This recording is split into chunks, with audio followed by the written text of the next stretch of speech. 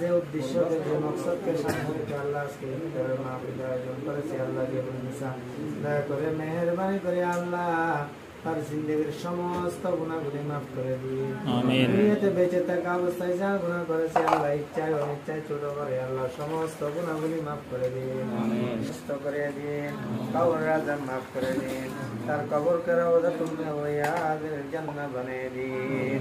আয় আল্লাহ, আমরা যারা হাত উঠাইলাম